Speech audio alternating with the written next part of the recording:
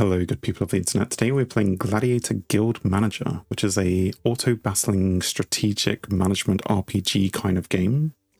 Yeah. Anyway, we are halfway through a run, and when I say halfway through, there aren't really runs. This is a campaign. So I'm going to talk you through what the game is and how it works, and hopefully you'll enjoy it. We have a bunch of gladiators. We have a whole progression of time. We're in some kind of, there are months and days, whatever, but basically every once in a while you get to fight in the arena, which is available every few days. You get events happening as days happen. There are various shops you can interact with, and ultimately you're trying to improve your gladiator guild through management, get gladiators and improve those people, gladiators, and then use them to fight, which then improves you even more. The actual mechanics of the fight are auto-battling, but there is quite a lot of in-depth kind of RPG elements. So, you know, your normal kind of stats coupled with a game which actually tells you how much damage it's going to do and how it actually calculates that, including cooldowns and execution times and all that stuff. Anyway, if we let time run on, we can go to the arena. And the arena happens once a week, I think. And you get to choose one of four types of events. The events change, so when you have done 0, it costs you more money to create new choices. So if you don't like these choices, you can change them for money. Once you've done 2 or 3, then it's free, so you don't have to do the 4th one. So if you're like, I don't like blind fights, you can just do the other 3. As an example, you'll probably be doing 3x3s quite a lot. So here's a 3x3 fight. Now, the enemies in this case are put down in the blind fight. You would not see who the enemies are. And it's saying you get to put 3 people down. Now, we have loads and loads of gladiators, and I tend to know which ones are my good DPS people and which ones are my good tank people. But if you don't know, then it does tell you when you click on it. I think you can change the name. Yeah, you can change the name if you want to. You can even click on here and change the icons of the class. But it tells you they are a melee fighter / tank, and their main stat is strength. So you should probably put all of your points in strength. Well, not all of them, but if you did, then it probably wouldn't be the worst thing in the world. They have multiple attacks, or multiple abilities, shall we say. This is a melee attack, so it's going to deal damage.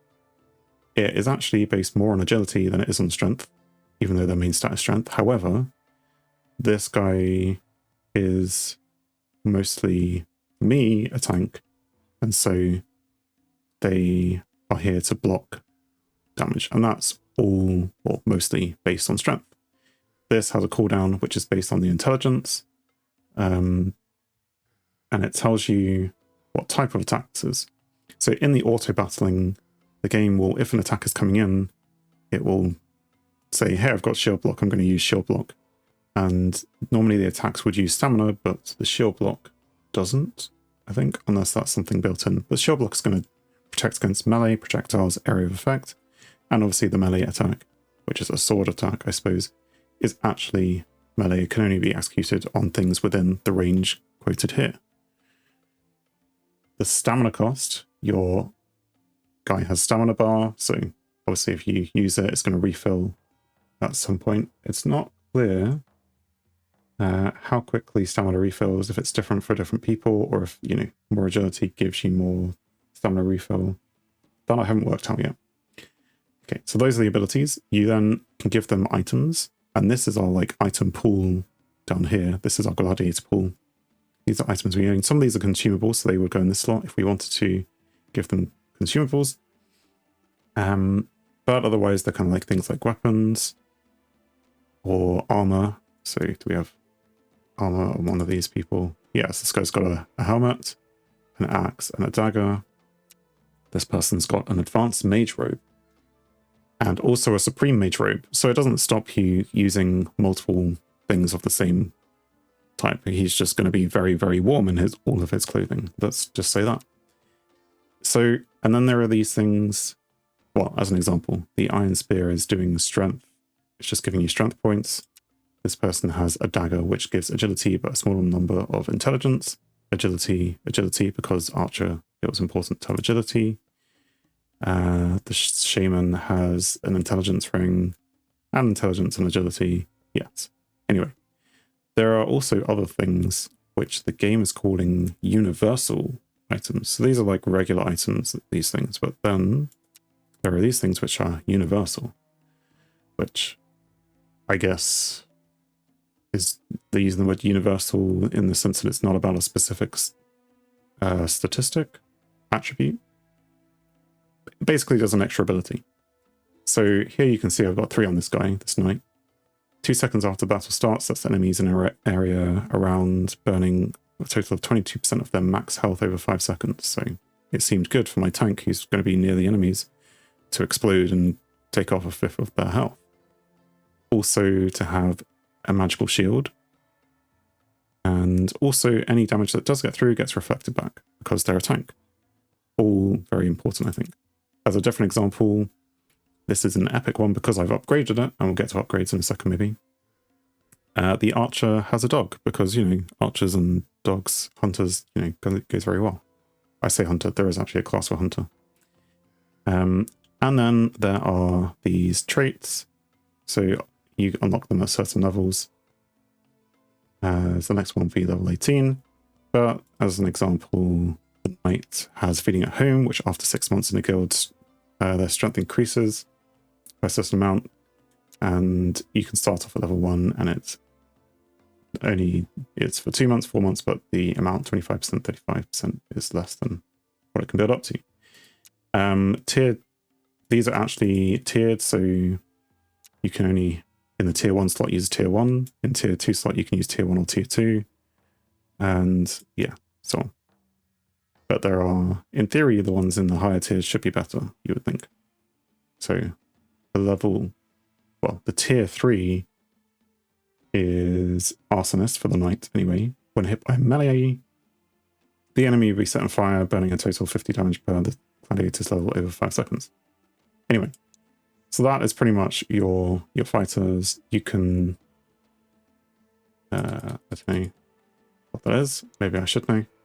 Anyway, so you can choose. You can where to put your people. So my knight, being the tank, is going to sit up front.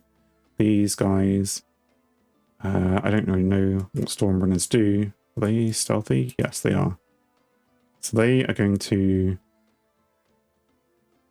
hopefully attack this guy. They may not. But we'll leave this guy here. And as I say, Archer is good DPS, and we're going to put the Shaman in because Shaman has some cool towers that can heal us. 3 out of 3, you don't have to click. And then you can just leave it. And you can see what happens.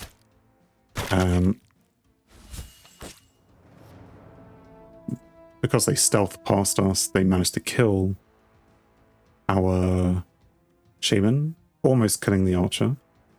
And at the end, if you want it to, you can always tell it not to. It will give you the after battle stats. And you can tell it to show summoned units or not, because this is our dog, which died, and this is the totems that the Shaman conjures up. I don't know what the word is. And then you can order all these things, so it kind of, you know, you can really deep dive into who was the best. So you can see, like, the best damage was from our archer, but the best blocking of damage was also from them. I don't know, I thought it'd be the knight. I suppose the knight, it doesn't count the magic shield, but as well, yeah, the time that they were alive. So the dog died within 2 seconds, 1.6 even, and it gives them the score, and sure. Anyway, after the fight, you will probably pick up a consumable, and then, yes, this goes into your pile of items. With lots of these, maybe I should use consumables more, but I'm the kind of person who doesn't. That was a fight, and we got a few extra goodies. We got some resources up here, and the resources are used to improve your guild. So we have various buildings. You start with some of these, I think the first 3, and you start with some of these. The ones down here are basically all of the fighters that you can hire. So you have to have a building to hire a certain fighter. So for example, I think you start with a knight and the barracks and the archer and the berserker and stuff, but we didn't start with the purify temple. We didn't start with the necro crypt. So we had to build these. So like, as an example, this dark mage, if we wanted this dark mage, we'd have to build the shadow tower. There are different levels, and the levels basically is just how much experience they gain. So this is level 1, and we can upgrade it and get extra experience gain, whereas this one is already on the max experience gain. But yes, we have various fighters that we can level up. The ones at the top do various other things. This one is the number of gladiator slots, which, as we're not using them, I haven't leveled it up any further. This one is the number of item slots, which maybe I should upgrade a bit more, although it's going to be full slightly soon. There is the reviving temple. So when in battle, as has happened, the shaman died for us.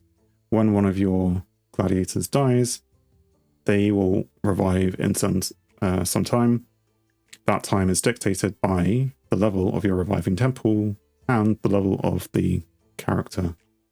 So this is going to take like 10 days, approximately, to revive. Or if I upgraded it, then maybe it'll take slightly less time. There is this one where you can reset the stats of your gladiators, but then I haven't needed to, so I haven't got it yet. And then you can upgrade the traits, and you can upgrade the items, which is how we had the dog be so epic, because dogs clearly are. Yes, and all of your gladiators add up. They all cost you a certain amount. Obviously, the higher level they are, the more traits and stuff, the better they are. So this is the wage of the archer, whereas this berserker is half the price. In fact, the archer is... I suppose the class has some bearing in it as well, because this invigorator is level 10, but they're more expensive than our archer. In fact, why is this crossbowman so expensive? They got a couple of good traits here. Don't know. Put it back on. I mean, if I remove that, you can remove these, so you can remove it, but to actually insert these, it costs you the mana crystals and these trait blueprints, which you don't have an infinite supply of, so it's not really good to get rid of them. Anyway, so we could buy an upgrade or something, but we're not going to, because I don't need to. If we want to revive our shaman quicker than 8 days, then we can pay the mana crystals, which is one of the resources that you can get, and revive them now. Revives them instantly. Yes. So that's what we've done. One type of fighting. There's this other thing, which is events. So you get quests. At the top left, you may have seen that we have these reputations with various people. There are the people, there is the Baroness, and there is the High Necromancer. We are very friendly with the Baroness, and relatively neutral or slightly unfriendly with the rest. And we're in grave danger, my lord. Anyway, you can skip to make them not talk. But they will give you quests or battles, effectively. There is flavor text, so you can read it or listen to them talk to you if you like. And it tells you, well, there's some flavor text. You can even ask more questions. So this guy is asking about dwarven technologies advancing on us. They're displaying war technology. What does that have to do with your jobs? Anyway, and then, effectively you're just deciding, do I want to do this fight or do I not? And if you're like, I don't know if I want to do it now, you can just click the X there and it will stay there. You can see the bars going down until you want to decide. Now, it tells you the difficulty of the battle and tells you how many people you can put into the battle, and also the rewards you get. So these ones you're going to get regardless. These ones you get to choose between. It would be nice if the game told you how many you get to choose between, because it's not clear to me. But sometimes you can choose 1, sometimes you can choose 2. Maybe sometimes you can choose 3. But this is going to make these people happier, so we could try and do this. Except it's going to be relatively difficult. They're all explosion bots, so I wonder if we just stick the tank out there, if they'll just explode on him. Don't know, we can try it. Anyway, it's the same sort of thing with this arena. You can also zoom out. I didn't show you that before. You can move around if you need to. But yes, we get to choose 6 people. We're gonna stick our tank here. Maybe some DPS people at the back, because these probably one-shot them. Our Pyromancer's good because they can stop them. We have this area of effect attacks freeze enemies, preventing them from moving. So that might be good if they're going to rush at us and all that stuff. And does this person also have something similar? No. They have AoE as well. We can put our Necromancer in there if anyone dies. And if we really want to go for DPS, then I could add the other Archer, or we could go for something slightly different. Let's go for, seeing as we pay his wages a huge amount, let's stick the crossbowman there. And we're going to click fight and see what happens.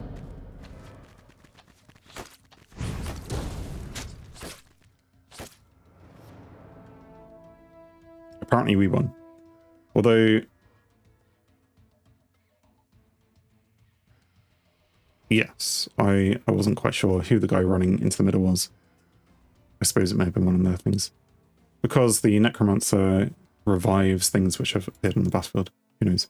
Gladiators bursting through those gearheads was a pleasure for our ears, my lord. Good. It's nice in the sense that if you try and click whatever it tells you, you need to click rewards, but if I choose 2, it says, max number of rewards. It doesn't tell you how many. You can choose what you want based on how many things you need. I don't know what we would want. Let's just get some stone. So now we have extra stone, and now we could, build up the guild. You may see that our fighters are flashing, or at least a couple of them are. And this is because they have leveled up. Our archer is now level 15, so we now have 5 stat increases.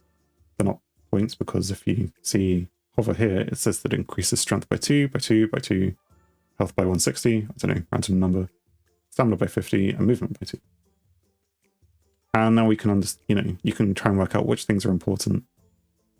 The archer, I'm not finding we are dodging that much. Yes, they kind of sit in the corner. If something comes towards them, they're probably going to die. If you're worried about that, put some points into health. Give them a health item, maybe. But I just want to do damage, and that's equal strength and agility. But actually, agility helps with the dodge number and, well, everything except the cooldown. But we're already at minimum cooldown. It helps with the execution time of the shooting arrow. So I think we're just going to stick points in there. And now that I've mentioned health, I'm kind of a bit worried, but we'll still just give it all to agility. I think the archer's maybe one of the only builds where I'm putting most of the points into one place. As you can see with the Necromancer, they've got some agility, intelligence, health, as well as stamina. Because to raise the dead, it's every 10 intelligence points, so we want this to kind of go above 100, and that will do extra things. But execution time, cooldown are based on agility, and their melee attack is based on strength. But I don't think we care about them doing melee attacks. It will make them flee for a certain number of seconds, based on agility as well. So, like, I don't know, just put random things in there. It's come to my attention that I also haven't given this guy traits, but then I don't have a lot of trait blueprints. I don't know what traits I would use right now, so we're just going to ignore that. Is anyone else leveling up? No, I can't see any flashing, so we can progress time. And then another event comes up, which we could do. Or we could start looking through some of these other things. So on the top of this date thing, the weather affects some buffs. Okay, clear weather doesn't help us explain that. There's sometimes, like in here, this is red, so I think that's crimson something mist, which makes people have more intelligence. You'll also see other things appear on the dates. I think even though it's in the box here, it's actually on the day that it will change. So it says the Gladiator market will update on the next day, and then we have to pay our wages, and then there's a championship, and then this day the item market will update. So it's worth taking a look at those things. Gladiator market is where you will hire gladiators if you want to. I mean, if you already have them, you don't need to hire more of them. You can sell your gladiators back and then hire new ones. But even though this looks like it's a really good deal because this is level 5 for 695 and we can buy like a level 13 for 700, this is actually their value with these items, which include like, is that 500? Yeah, so it's like the actual guy is only worth a very small amount. So yes, you can buy some, but beware that buying is more expensive than selling. So you don't want to keep swapping in and out. It'll cost you lots of cash. The way that it works is that every time you get to one of these icons, they all move down. So the ones over here, this will move here, this will move here, this will move to like here. And obviously this one is going to like fall off. So the ones on this side are going to stick around for less time. But if you don't have the cash for, say, this guy, then you're okay, because you're going to be able to wait a couple of updates. There is also another icon that will appear, which will show like a discount, and then a random number of these will be on discount, so you can get them for slightly cheaper. The same sort of thing is true of the item market. Works the same way. Every time there is an update, they all move down. In fact, you can pay to update the shops and make them move down, and therefore more items will appear above. However, obviously that will make you lose, like this will disappear off the edge. So if you want it, you should buy it first. And again, there is a discount that happens at some point. I think the first one's free in the month, and then it costs some, but then it resets every month. This shop includes consumables, regular items, and universal items, but obviously the latter more are rarer than, you know, these other things. There's only one of those in the shop, and sometimes there are, and most of the time I would say those are of those universal items. And yeah, you could see that we could probably improve various things. There's an iron chest plate here, which, you know, I think we have a, no, that's a helmet. Anyway, but you could pay the gold to upgrade things. The other thing you can do with your gold is you can trade it in for those materials. So if you're trying to build some of these buildings and you're slightly short, it's an example of one. No, yeah, no, it's not. But we can probably become short on one. Let's say that we buy the shadow tower, and then we upgrade. What are we going to upgrade? Who do we want to get better quicker? These things. Anyway, now you can see that this one is short on stone, so we can now go and trade and buy some stone from here, and it'll cost us some gold, and then we could go and do the thing if you want to. There are, at the end of the battle, I think in the screen, it gives you some hints at the bottom. One of them says that as you progress through the game, there is gold inflation, so like things cost more, so gladiators cost more and the items cost more, but the other resources, there isn't the same inflation. So it's like, you know, it's always going to cost you this much to go to level 3 on this temple.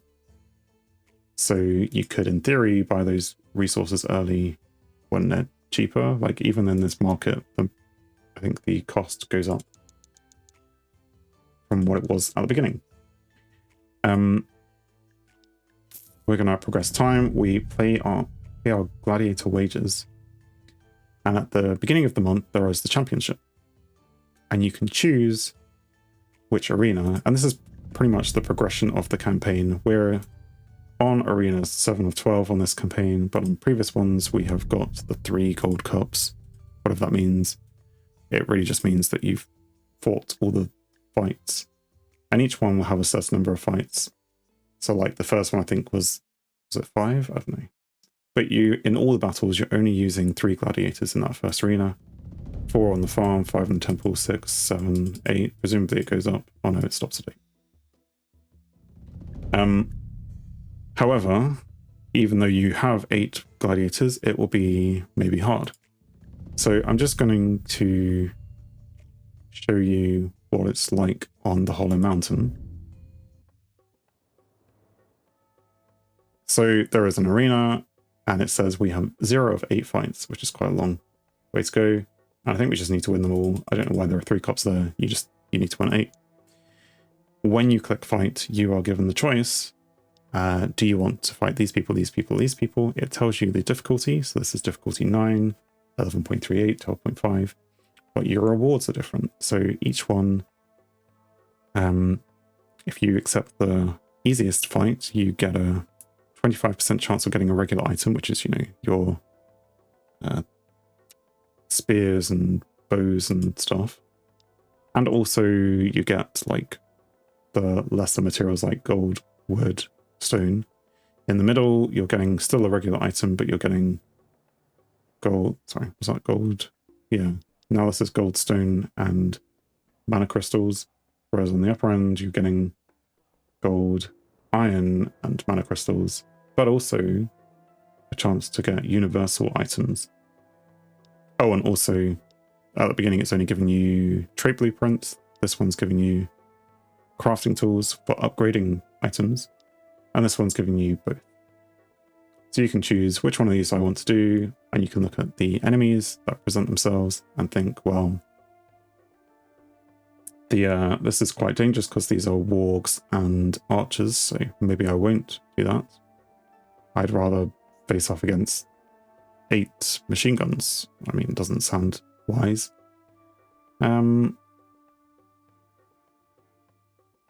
Sure, I think we should be able to beat them, and now I regret it. But it's fine. We're kind of just demonstrating. So we're going to do the same thing that we've done before with this auto battling. We're going to get our DPS coming back here. We would have the shaman, that would be good, but we kind of had to fight without him. That's not a problem. We'll stick the pyromancer in there. The crossbowman likes being near people. That's one of their traits. For each friendly gladiator within range of 3. Does it tell you? It doesn't really give you the range of 3, but that's got to be close enough, surely. AoE is good. We can maybe have this guy buffing us. We're on 7 of 8, so I know I've only got one melee guy. Probably makes sense to put more than one.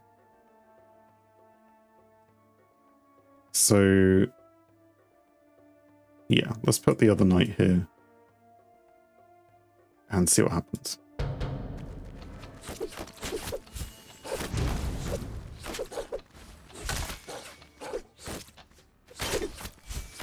We've definitely had a couple of people die, which is not what I like to see.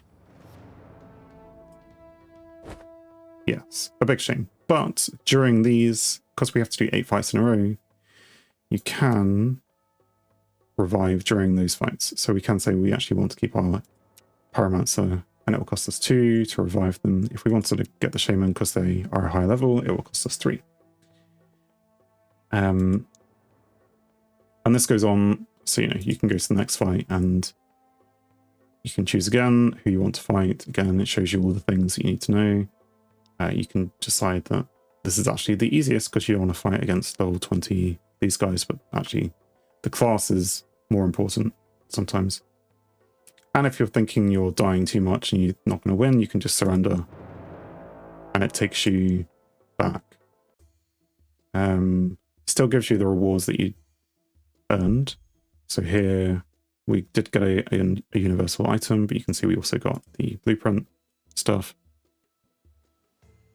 And yeah. What else is there to say? What have I missed? Probably some things. Yeah, so obviously it gets harder moving between from